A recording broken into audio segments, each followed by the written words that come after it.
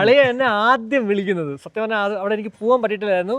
അളിയ ഒരു 4 കോടി രൂപയുടെ ഒരു വീടുണ്ട്, നീ വന്ന് ഒത്തി എൻ്റെ വീട് എടുത്തിട്ടെന്ന് പറഞ്ഞിട്ടുണ്ട്. പക്ഷേ എന്താ പറയുക, അൺഫോർച്ചുനേറ്റ്ലി എനിക്ക് പോകാൻ പറ്റിയിട്ടായിരുന്നു. പക്ഷേ അതിന് ശേഷം നല്ല വളർച്ച തന്നെയാണ് രാഹുലിന് ഉണ്ടായിട്ടുള്ളത്.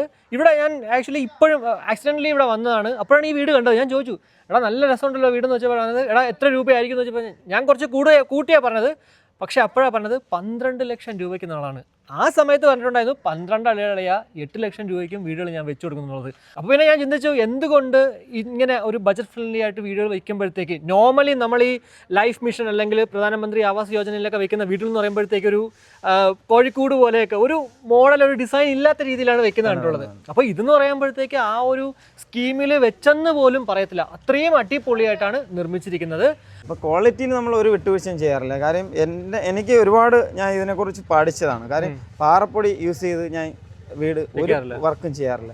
കാര്യം ഫുള്ള് താഴെ മുതൽ മേളിൽ വരെയും എംസാൻഡ് പീസാൻഡ് മാത്രം യൂസ് ചെയ്തിട്ടുള്ളത്. എന്ന് വെച്ചാൽ ഇവിടെ പരിസരങ്ങളിലുള്ള ആൾക്കാരുടെ ചോദിച്ചാലും അറിയാം, ഇവിടെ ഒരുപാട് മേശരിമാരും കോൺട്രാക്ടർമാരും എല്ലാവരും വന്ന് നോക്കിയിട്ട് നിനക്കിത് എങ്ങനെ മുതലാവുന്നെന്ന് വരെ ചോദിച്ചിട്ടുണ്ട്. പക്ഷേ അവരുടെ അടുത്ത് എനിക്ക് പറയാനുള്ളത്, ഏറ്റവും ലാഭകരമായിട്ടുള്ളതെന്ന് പറഞ്ഞാൽ എംസാൻഡിനെ കാട്ടി, അതായത് പാറപ്പൊടിയെ കാട്ടി എംസാൻഡാണ് നമുക്ക് എപ്പോഴും ലാഭം എംസാൻഡ് തന്നെയാണ്. കാര്യം നമ്മൾ ഈ മറ്റേതിൽ ക്ലേയുടെ അംശം കൂടുതലുള്ളതുകൊണ്ട് നമ്മൾ ഒരു കെട്ട് കെട്ടിയാൽ പോലും ആ കെട്ടിൽ കാലക്രമേണ അതിൽ പൊട്ടല് വിള്ളല് എന്നുവെച്ചാൽ മിക്ക വീട് ഇതിൽ എവിടെയെങ്കിലും പൊട്ടിയിട്ടുണ്ടെങ്കിൽ പറഞ്ഞിരി, നിങ്ങളൊന്ന് നോക്കിക്കോ.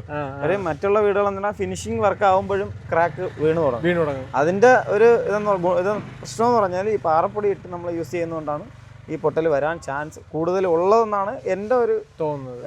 എനിക്ക് ഒരുപാട് അനുഭവങ്ങളിൽ ഞാൻ പറഞ്ഞ ഇതാണ്. ഒരുപാട് എല്ലാവരും മിക്കവരും പാറപ്പൊടി ഇട്ട് ചെയ്ത നമ്മൾ ചില മതിലുകളൊക്കെ കാലപ്പഴക്കം ചെയ്യുന്ന മതിലുകളൊക്കെ നോക്കിക്കഴിഞ്ഞാൽ നമ്മളെ വിരൽ വെച്ച് ഇങ്ങനെ ഈ സിമെന്റിന്റെ ഇതിൽ തരച്ച ആ മണ്ണിഞ്ഞളവ് വരും.